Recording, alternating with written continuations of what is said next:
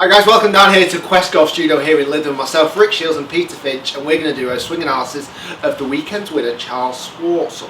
Each week here on Quest Golf channel we're going to pick one of the winners that's won just this weekend and analyse their golf swing to find out what they're doing so incredibly well to make them amazing and make them win. Absolutely, and Charl has been a European Tour player, well, a global player for a number of years now, and he has an exceptional swing, one which really, if we're honest, should have seen him win many more times, but he triumphed at the Alfred Dunhill Championship, really kind of smashed the field from wire to wire, and he's an excellent swing for anyone who's looking to improve their technique, to really look at a very sound technical swing. There's lots of very positive things going on there. There's some things going on which many people might not be able to do physically, but we're going to talk about them, really break the swing down into its little component parts so you can take away and hopefully learn something from it as well. And this is a weekly show, so every single week there's going to be a new golfer that we're going to analyse either here at the Quest Golf Studio or when we're out and about. But each week we're going to pick some of the most interesting players as well, not just from the PGA, the European, also the Ladies Tour as well. So lots of things coming up.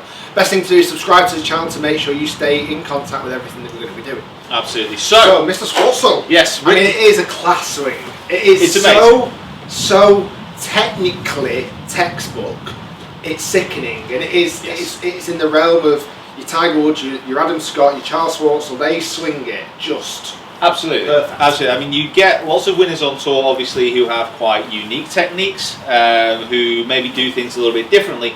But then you'd also get the technical models, the people who swing it as if you were teaching someone from scratch. You'd say, "This is your swing. This is how it would be." This wouldn't be a bad. Yeah, I mean, it's a lot of players will see it from a positional standpoint and notice a lot of his checkpoints in his swing hit all of the textbook criteria.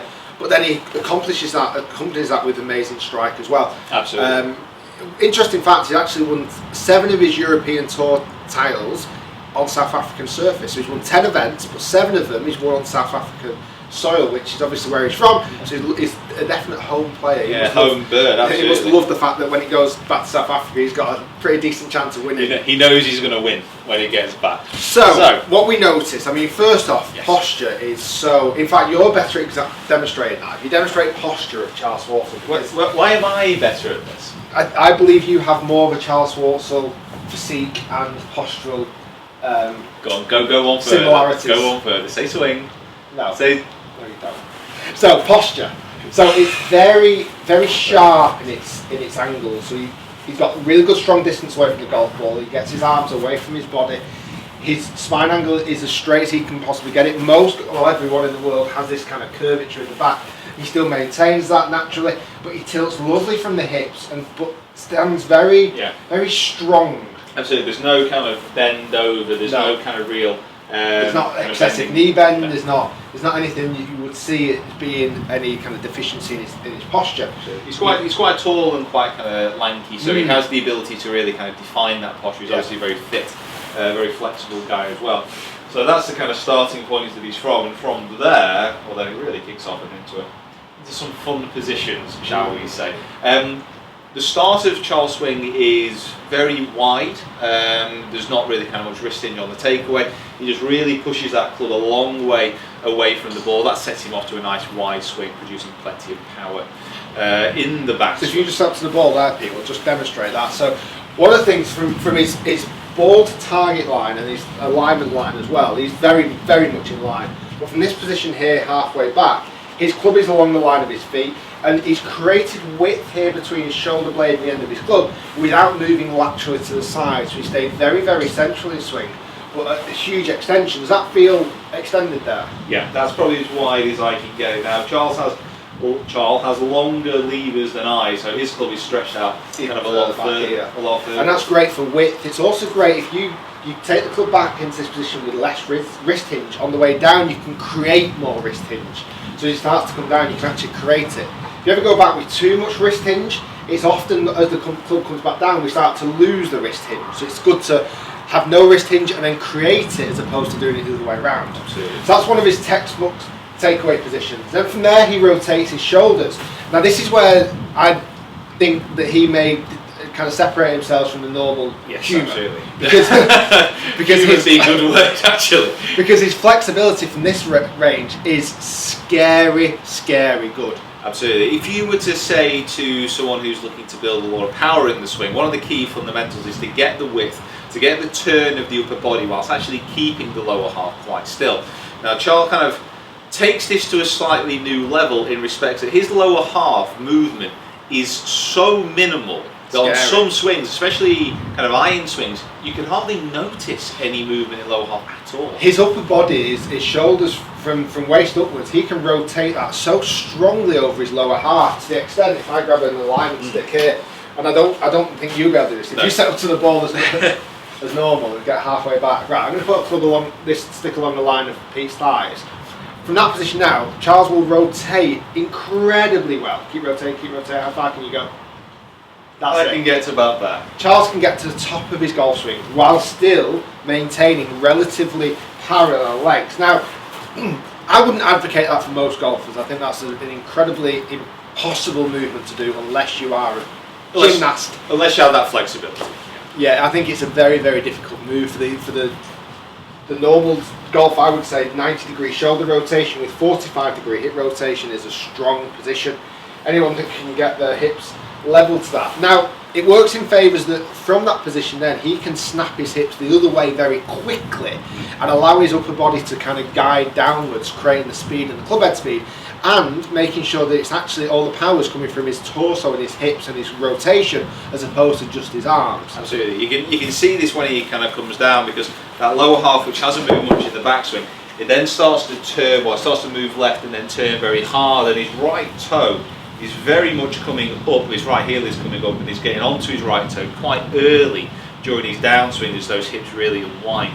He also gets into a very interesting position with his arms, as his left arm leads quite a lot, and his right arm dips a long way underneath. Spin so the camera can see that, because that is a really interesting movement, that.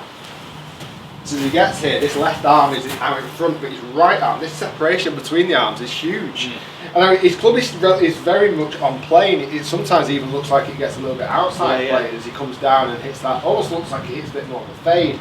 But the separation between the arms is quite scary, isn't it? I think his bad shot, it used to be when he got stuck quite a long way in here, then he had to really kind of rotate quite hard coming through. He does seem to have got that a little bit more on plane, but his arm position is staying quite similar. Now from here, if you can get this position, all he really has to do then is continue to unwind, and it drops that club into a great position coming through impact. It's a very powerful position as well. I'd love to see some TrackMan or GC2 FLIGHTSCOPE numbers for Charles. I reckon his approach into the ball would be very neutral. I reckon his path would almost be 1-2 degrees at most from the in, and often even probably get level from the outside. But he's very neutral, doesn't shape the golf ball an awful lot. We were just watching some highlights of his rounds, certainly the President's Cup. That's some amazing golf, golf. Absolutely. So he's a bit streaky, he goes in and out of flows, and now he's, obviously worn and he's doing well. Often when he's leading from the front at the start of the event, he continues to win. I suppose it's a swing that mechanically doesn't really need a lot doing. He just needs the confidence to go out there and play the greatest golf he can possibly play. Absolutely. So if you're going to take something from Charles' swing, certainly limiting, I don't want to say restricting, because that's probably not the right word to use, because it's very hard to keep the hips that level, but actually maintaining only about 45-degree of hip turn in the backswing when in relation to the shoulders at 90, and then on the way down, allowing those hips to move through and drive to try and get that club dropping into a position where you can just drop it onto the ball and actually move quite neutral throughout the ball. I think that's a good drill. If you just do that again, just set to the ball, get to about halfway down in your swing, halfway down, and then practice doing movements from here, just trying to turn and strike. So you're not even probably hitting it 50-60 yards, but just turn and strike there, turn and strike. Let's give that a go there. So from the halfway down, and then just turn the hips through and strike. Turn through. Good. And it gives you that sensation of the body doing a lot of the work. That went about 110 yards, and it was tickled. About 140 actually. We'll see. It tickled there. It didn't even try and hit it. See what carried 102 yards. So exactly what that movement was talking about. Then it's very neutral flight. The club was coming down on plane, and from that point then, Pete, Charles, you guys can just turn through the shot and execute without much face manipulation as well, and that is what comes down to that consistency factor of it as well. Absolutely. So he's got an awesome golf swing, one of the best on tour without question. It's great seeing him back in the winner's circle. Hopefully you've enjoyed a little insight to kind of his golf swing a little bit. We're going to try and do this we are going to do this every single week, the swing analysis happening on a Monday. As part of the trilogy of the Monday Night Golf shows. We've got the Monday Night Golf Show news, so come and check that out also on the channel. We've also got Q&A, answer loads of your questions and a little bit about our news, and hopefully you've enjoyed it. Absolutely. So guys, thank you for watching. Please comment in the box below, let us know what you think. Subscribe to the channel, subscribe to myself and Rick as well, and follow us on all our social media platforms. Thank you very much for checking out the new channel and watching the new shows, and we will hopefully see you again next week. And if you want to improve your golf game or swing like Charles, get booked in here at Quest Golf Studio. You can do that online, links in the description below. Perfect segue. Congratulations. See you down here soon. Or online lessons, we also offer those as well. Either way. Either way. See you soon. Either way, we'll see you soon.